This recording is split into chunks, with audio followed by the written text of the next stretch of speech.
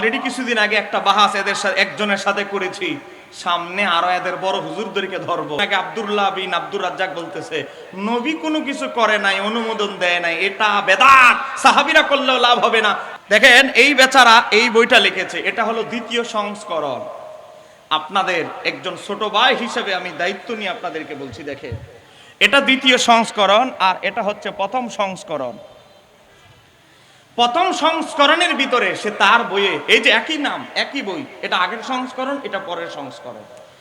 এই বইয়ের ভিতরে 140 নাম্বার পেজের ভিতরে লিখেছে, কি লিখেছে? আমরা নামাজের ভিতরে টুপি পরি, মাহফিল এসেছি টুপি পরি, বলেন না টুপি পরি কি পরি না? বলেন টুপি কি পীর সাহেবের সুন্নত না আমার নবীর সুন্নত? বলেন এতে কোনো সন্দেহ আছে? দেখেন 140 নাম্বার পেজের ভিতরে লিখতেছে, নিজেই নিজের প্রশ্ন করেছে, রাসূল সালাতের সময় টুপি পড়তে হবে কি? উত্তর দিচ্ছে, রাসূল সাল্লাল্লাহু আলাইহি সাল্লাম টুপি মাথায় দিয়ে সালাত আদায় করতেন, তার কোনো প্রমাণ নেই। আরেকটু জোরে বলেন। নবী পড়ে নাই, নবী করে নাই মানে শরীয়তে তাদের এদের ভাষা হয়েছে। কিছুদিন আগে আব্দুল্লাহ বিন আব্দুর রাজ্জাক বলতেছে নবী কোনো কিছু করে নাই, অনুমোদন দেয় নাই, এটা বেদাত, সাহাবীরা করলেও লাভ হবে না, তাবিরা করলেও লাভ হবে না, আইম্মায়ে কেরাম করলেও কোনো লাভ হবে না, বুজুর্গরা করলেও কোনো লাভ হবে না। তার মানে আমার নবী জীবনে টুপি পরে নাই, তার মানে টুপি পরা বেদাত। আচ্ছা আপনারা বলেন টুপি পরা বেদাত, আপনারা কি এই ফতোয়ার সাথে একমত? আপনাদের মন বিবেক কি বলে নবী জীবনে কোনোদিন টুপি পরে নাই? এই কথার জবাব যখন আমি দিলাম, এই বইটা আরো 4 বছর আগের ছাপা, আমি তাদের কিতাব, আহলে হাদিসদের কিতাব, তাদের ইমাম শাওকানি নাইলুল আওতার কিতাব থেকে আমি বের করে দেখিয়েছি আমার নবী পাগড়ি ছাড়াও টুপি পরতেন, খালি টুপিও পরতেন, আবার পাগড়ি সহ টুপি পরতেন। তাদের কিতাব আবু দাউদের সরা আজিম আবাদির লেখা আউনুল মাহবুদ থেকে আমি যখন প্রমাণ দিলাম নবী খালি টুপিও নামাজে পড়েছে, নামাজের বাইরে পড়েছে, তখন এই বেচারা যখন ধরা খেয়ে গেল, জোরে বলেন কি খেয়ে গেল? ধরা যখন খেয়ে গেল, এই লাইনটাই ঘুরাই ফেলছে। একটু জোরে করেন না মারহাবা। আমাদের কথাগুলো আমরা কি লিখি, বাজারে কি বই ছাড়ি, এই ব্যাপারে সব তাদের কাছে খবর আছে না নাই?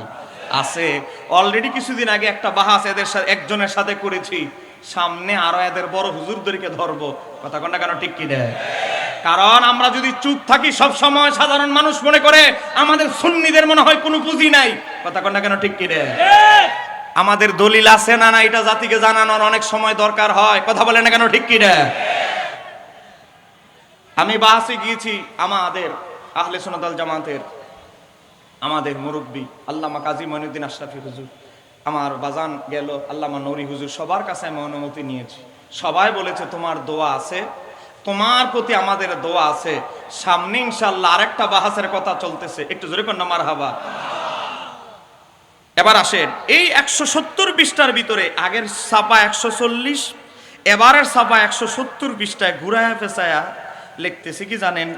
চতুরতার সাথে আশ্রয় নিয়ে বলতেছে রাসূল সাল্লাল্লাহু আলাইহি সাল্লাম টুপি মাথায় দিয়ে সালাত আদায়ের কোনো প্রমাণ না থাকলেও তিনি পাগড়ি পরতেন। ওই লাইনটাই ঘুরায় ফেলেছে।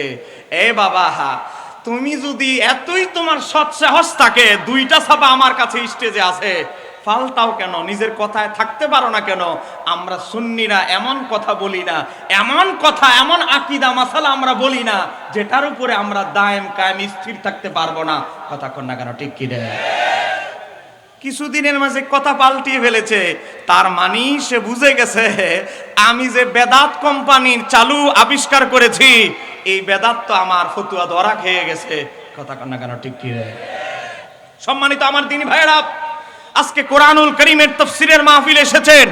এই কোরআন বড় মর্যাদাপূর্ণ কিতাব, মর্যাদাপূর্ণ কিতাব, যেই কোরআনের এক একটা অক্ষর তেলাওয়াতের ফজিলত আছে না নাই? কথা বলেন আছে না নাই? আছে। আজকে কোরআন তেলাওয়াত নিয়ে আজকে মুসলমানদের ভিতরে এমন একটা পরিবেশ তৈরি করা হয়েছে, আজকে মুসলমানদেরকে কোরআন তেলাওয়াত আজকে নির্দিষ্ট জায়গায় সীমাবদ্ধ করা হচ্ছে। নামাজে নির্দিষ্ট জায়গায় ওই হেফজখানায় কোরআন তেলাওয়াতকে সীমাবদ্ধ করা হচ্ছে। আজকে কবরের কাছে গিয়ে কোরআন তেলাওয়াত করব বলতে হচ্ছে শিরিক বেদাত। কথা কর না কেন ঠিক কি দেয়? আপনি দেখেন ডর্জন খানিক বই আমার কাছে আছে, সময় কম, এই বইটা দেন। এই দেখেন একজন বই লিখেছে, মুজাফফর বিন মহসিন কিছুদিন আগে বেচার আবিষ্কার করেছে, গত 1.5 বছর আগে বলেছে, আমরা যে কোরআন পড়ি কোরআনের ভিতরে ভুল আছে। আমরা বলবো যে ব্যক্তি বলে কোরআনে ভুল আছে, আমরা বলবো তার ঈমান যে নাই তাতেও কোনো ভুল। আজকে কোরআন নিয়ে সন্দেহ পোষণ করা হচ্ছে। হাদিস আমরা একটা বললে বলে জাল হাদিস, কথা কন না কেন, ঠিক কি রে? কিছুদিন আগে একজনে এক হাদিসে জাল বলতে গিয়ে তারা ধরেছি, শুধু বুঝিয়ে দিয়েছি একটা হাদিস নিয়ে আমাদের কত গবেষণা আছে, একটু জোরে কর না মারহাবা। দুনিয়ার এমন কোন মুহাদ্দিসের কিতাব নাই, অনলাইন থেকে শুরু করে 100-র উপর আলেমকে ফোন দিয়েছি, পাকিস্তানের আলেমদেরকে ফোন দিয়েছি, মিশর আজহারের বিশ্ববিদ্যালয়ের আলেমদেরকে ফোন দিয়েছি, হাদিস নিয়ে তন্ন তন্ন করে গবেষণা করে তারপরে বাহাসে গিয়েছি। আমি প্রথমে গবেষণা করে পেয়েছিলাম 29 জন মুহাদ্দিস হাদিসটাকে সহিহ বলেছে। মাওলা আলীর বেলায় নজর গবেষণা করে দেখলাম 39 জন, আরো 10 জন তিনি হাদিয়া দিয়ে দিলেন, 39 জন মুহাদ্দিস হাদিসটিকে হাসান বলেছে। যেরকম না মারহাবা বলেন। আমরা বেলায়াত বিশ্বাস করি কি করি না? সমস্ত বেলায়াত যেখান থেকে শুরু হয়েছে তিনি হচ্ছেন হযরতে আলী ইবনে আবি তালেব। কথা কন না কেন, ঠিক কি না? সময় কম, গভীরভাবে লক্ষ্য করেন। তো আপনাদেরকে এতটুকু বুঝাইতে চাইলাম আমার ভূমিকা থেকে, চতুর্দিকে ফিতনা। বলেন চতুর্দিকে কি? টুপি থেকে শুরু করে নামাজ, তারাবি, বিতির। এ বাবা, নবীর নাম শুনে মহব্বত করে চুমু খাবেন, ফিতনা আছে না নাই? কথা বলেন না কেন, আছে না নাই? চতুর্দিকে ফিতনা। আপনি তাকবীর তাহরিমা নয়, নামাজের মুসল্লায় দাঁড়িয়ে আপনি দোয়া করবেন, বেদাত। নিয়ত করবেন, বেদাত। কান পর্যন্ত হাত উঠাবেন, জয়ীফ হাদিস। নাভির নিচে হাত বাঁধবেন, জয়ীফ হাদিস, চলবে না। আমি ইমামের পিছনে সূরা পড়বেন না, ইমামের কেরাতে আপনার কেরাত, চলবে না, জয়ীফ হাদিস। আমিন আসতে বলবেন, চলবে না, জয়ীফ হাদিস। একেবারে সালাম ফিরানোর পরে মুনাজাতে হাত উঠানো পর্যন্ত বেদাত আর জয়ীফ হাদিসের পেশ আছে না নাই? বলেন 5 ওয়াক্ত নামাজ, 5 ওয়াক্ত নামাজ কি? বলেন 5 ওয়াক্ত নামাজ কি?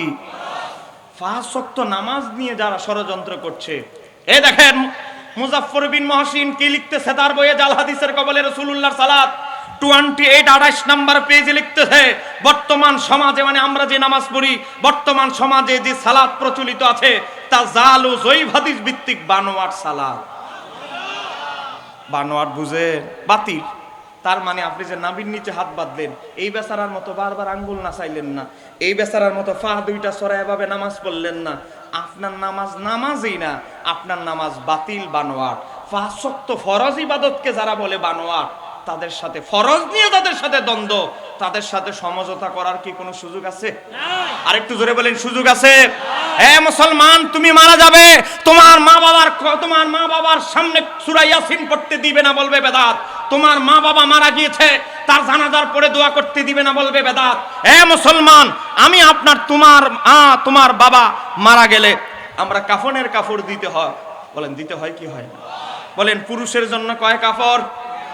আপনারা কি আমার আঙ্গুল দেখতে পাচ্ছেন? বলেন পুরুষের, মহিলাদের। এটাকে নতুন ওয়াজ না পুরান ওয়াজ?